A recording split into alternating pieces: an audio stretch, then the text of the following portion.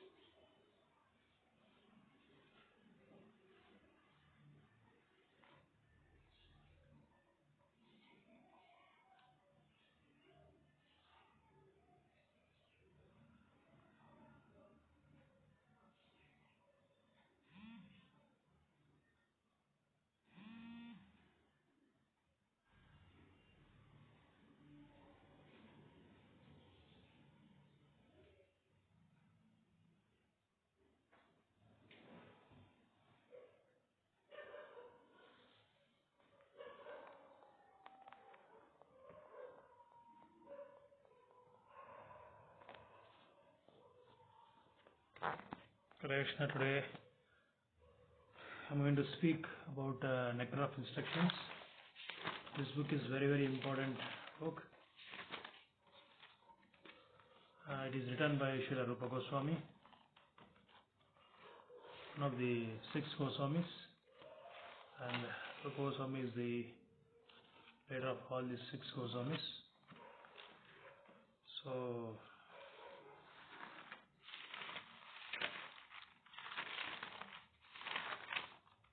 Om Namo Bhagavate Vasudevaya, Om Namo Bhagavate Vasudevaya, Om Namo Bhagavate Vasudevaya. Narayanam Namaskritam Naram Saivanaratam Devim Saraswati Vyasam Tado Devim Hastapayeshu Abhadreshu Nityam Bhagavata Sevaya Bhagavate Uttama Sloke Bhaktir Bhavati Naistagi. So this is also called Upadesmruta, Nectar of Instructions, written by Srila Rupa Goswami. It consists of 11 verses. In Krishna consciousness, there are 2 aspects. Actually, this book also consists of 2 aspects. One is sadhana and sadhya. Sadhana means process of spiritual practice, especially bhakti yoga. And in swadhya means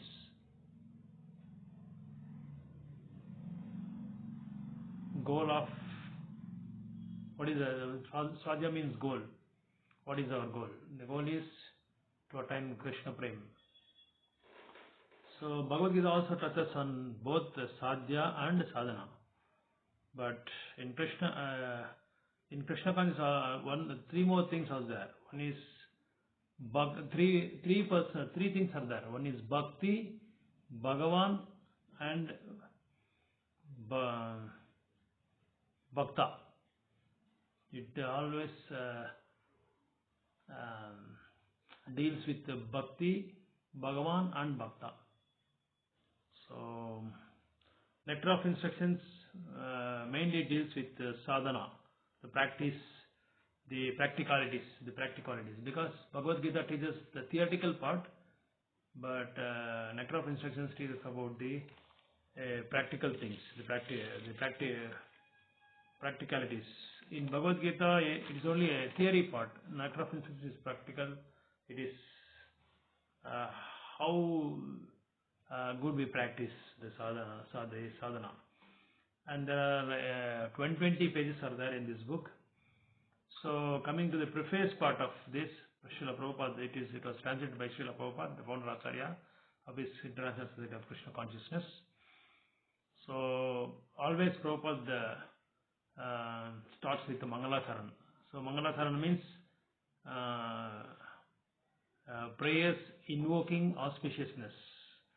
So any Prabhupada books, you can see this Mangalacharana, you can read this Mangalacharana, because to invoke auspiciousness, and it should also invoke auspicious to the readers also. So there are 3 items in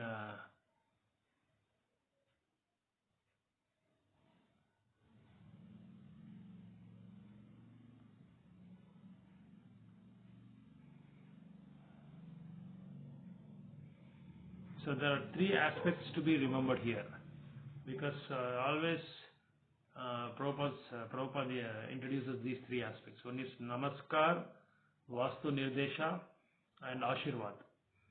So Namaskar means offering our obeisances to Guru or offering prayers to our Guru and Krishna. And Vastu Nirdesha is the subject matter, what subject we are going to deal with, or about, that is about Bhakti and the material world. And Ashirvad is getting the blessings from all the Vaishnavas, or benedictions from the previous acharyas. So Krishna consciousness is conducted under the guidance of Srila Rupa Goswami. That is why we are called Rupanugas. Rupanugas means, Anugas means to follow. So we are following the instructions of Rupa Goswami. That is why we are called Rupanugas.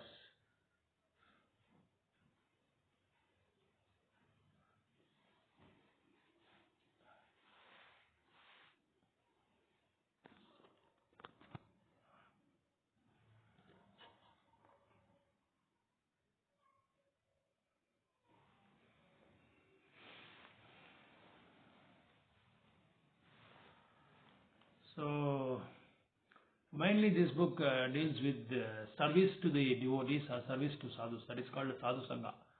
Because as far as Sadhu Sangha is concerned, we can greatly deals about the Leelas from Sripad Ramanujacharya's life history. One of the great direct disciple of Sripad Ramanujacharya is Kurat Talwar. Now he is also called Kuresha. Kuresha is a very scholarly person, very scholarly alvar. So alvar means one who is deeply absorbed in devotion service. That is why they are called alvars. So one time Kurat Alvar approached Srila Rupa Goswami, Sripad Ramanujacharya, and he was questioning about the description or meaning, the full meaning of the intricacies of Bhagavad Gita Sloka 18th chapter 66th verse. Sarvadharman Parityaja Mamekam Sharanamada Ham Tam Sarvapapabhyo Mokchaisami Masuta.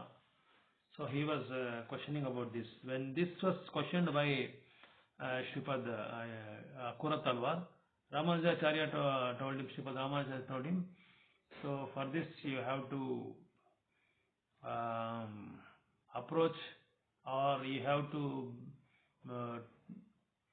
beg alms for 365 days. So then only you will understand what is this, the intricacies of this verse. Then Kurat Alvar went and approached another disciple, Dasyarathi, also Dasyarathi, and then he went for 1 month, almost 6 months he approached, he followed this, and then he came to understand this. Similarly, one more disciple of Ramanujacharya was, Kuresha went on following this begging alms, and then he came to realize that about Sarvadharman Parityaja, and again he came back to Sripad Ramanujacharya and he discussed about all these things. So again Dasarathi also came to picture, but his little pride, he is a person of little pride, character of little pride. So Rupa Goswami, Sripad Ramanujacharya told him the same thing, you have to beg alms. So then Dasarathi went on following this same principle, the instructions of Sripad Ramanujacharya, and he realized it. And he approached his spiritual master, Sripad Ramanujacharya Goshti Purna, and after serving him and after serving in his house as a menial servant, then Goshti Purna told him, yes, you attained self-realization, now you can go back to Sripad Ramanujacharya. So what I mean to say is the serving the devotees will make one very humble and menial, so that the aham what we have, the ego, the false ego what we have, will be suppressed to the lower extent, so that we can humbly serve the devotees, humbly serve the Vaishnavas. So This book, this Upadesmruta, Nectar of Instructions, mainly deals with 9 stages of devotion service. It is correlated with 9. It focuses more on 9 stages of devotion service. That is when the mind and senses are engaged. So because we will be sometimes in passion, we will be sometimes in ignorance. So to elevate from our lowest mode of lowest material mode to lowest material mode to highest material mode, we have to understand nectar of instructions, and we have to follow, and we have to apply in our daily practical life. About this, the intricacies of nectar of instructions. So once one His Holiness Radhanath Maharaj Swami was giving lecture on the glories of the holy name. So one neophyte devotee, he questioned Maharaj, that saying that if I have revolver in my gun and if I shoot myself and chant Hare Krishna, what will be the reaction? How Krishna will react? Then Radhanath Maharaj gave a very good answer. So Krishna will deal according to your attitude and character.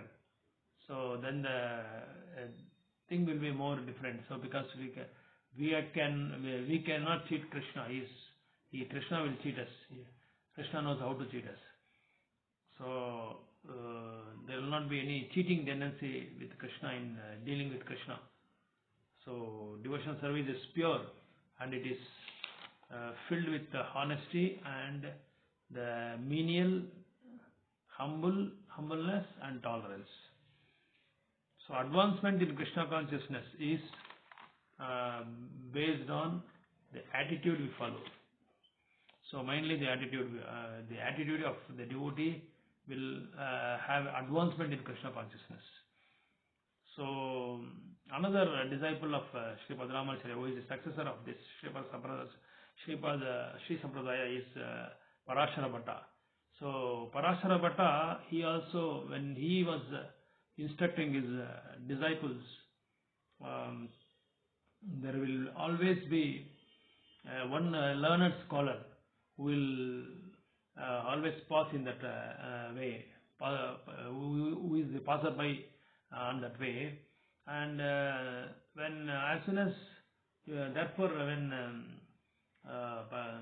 Parashara Bhatta saw him, he gave prostrated obeisance to him and just sat him, and just he didn't get down from his Vyasasan, and he continued his lecture. And another half an hour, after half an hour, one more poor Brahmana comes, and as soon as Parashara Bhatta saw this Brahmana, this poor Brahmana, he got up from the Vyasasan and he brought that, he went nearby and he paid obeisance to poor Brahmana.